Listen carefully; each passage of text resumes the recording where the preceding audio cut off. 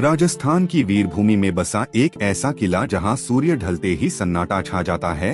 एक ऐसा स्थान जिसे भारत का सबसे भूतिया किला कहा जाता है। नाम है भानगढ़ किला।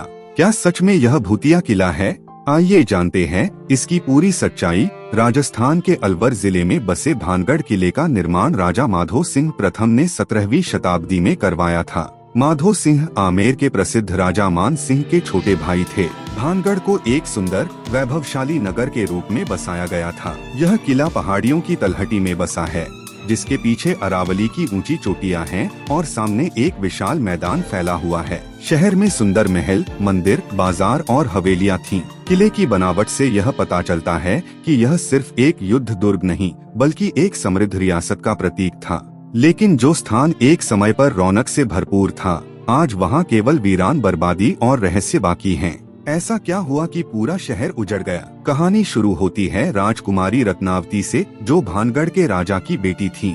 उनकी सुंदरता की चर्चा दूर दूर तक होती थी। कहा जाता है कि वह इतनी सुंदर थीं कि उनका रूप चांद को भी मात दे देता। लेकिन हर सुंदरता पर एक नजर भी होती है। भानगढ़ के पास ही रहने वाला एक तांत्रिक नाम था सिंधु सेवड़ा रत्नावती के सौंदर्य पर मोहित हो गए। उसने काले जादू से राजकुमारी को पाने की साजिश रची। एक दिन जब राजकुमारी की दासी इत्र की शीशी लेने बाजार गई, तो तांत्रिक ने उसमें वशीकरण मंत्र डाल दिया। लेकिन रत्नावती ने उसकी चालाकी भांप ली और वह इत्र की शीशी एक पत्थर पर फेंक दी। पत्थर तांत्रिक की ओर लुढ़कता चला गया और उसी के ऊपर गिर गया, जिससे उसकी मौत हो गई।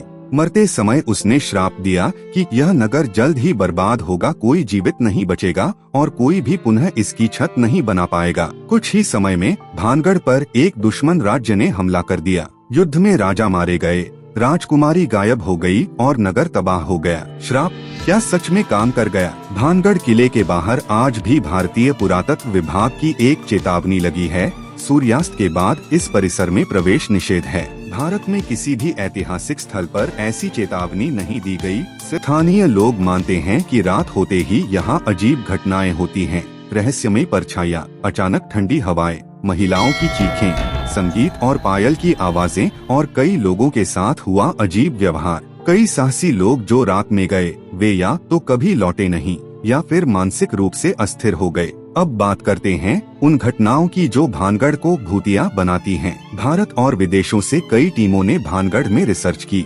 कुछ को कैमरों में अजीब रोशनी और आवाजें रिकॉर्ड हुई। स्थानीय लोग कहते हैं कि एक बार कुछ युवकों ने रात बिताने का प्रयास किया। आधी रात को उनमें से एक चिल्लाता हुआ भागा और बोला कि किसी ने उसके ऊपर से छलांग लगाई।